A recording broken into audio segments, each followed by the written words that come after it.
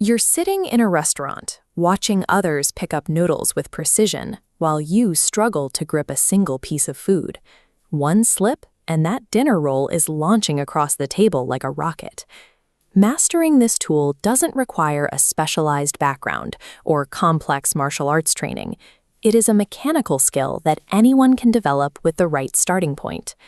To begin, you'll need a pair of chopsticks and 3 levels of practice material: high-friction items like marshmallows or bread, medium-friction foods like sushi or vegetables, and a bowl of noodles for the final stage. These are 2 simple sticks with no moving parts or batteries.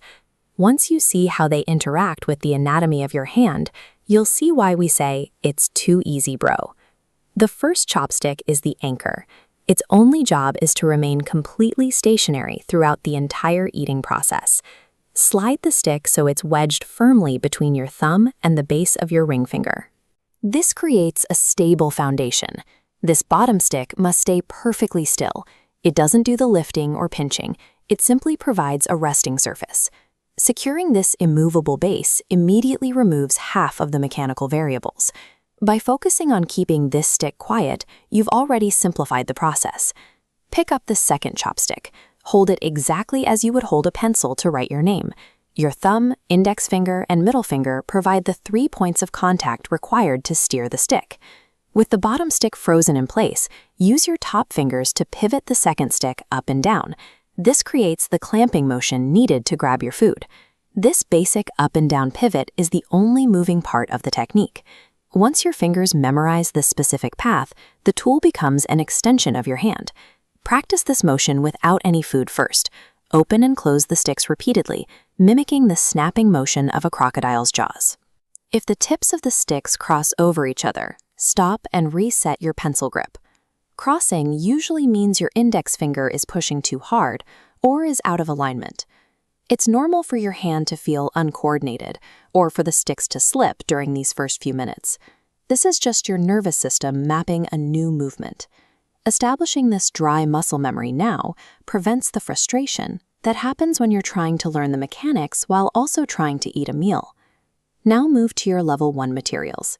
Use high-friction items like marshmallows or cubes of bread that are easy for the wood to grip. Practice the sequence. Clamp the item, lift it clear of the plate, and hold it steady in the air for 3 seconds before setting it back down. Once that feels consistent, move to level 2. Foods like broccoli, carrots, or sushi are firmer and have smoother surfaces, demanding more precise tip control. Avoid the common mistake of squeezing too hard.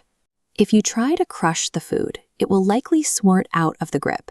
Use smooth, gentle pressure to maintain contact.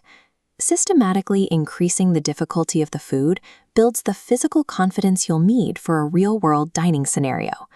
We've reached the final stage: noodles. Their weight and slippery texture make them the most difficult food group to manage. Isolate a small, specific cluster of noodles rather than trying to lift a large mass.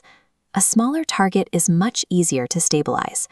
Keep the chopsticks perfectly parallel to one another and pull them upwards in a slow, steady, and controlled motion.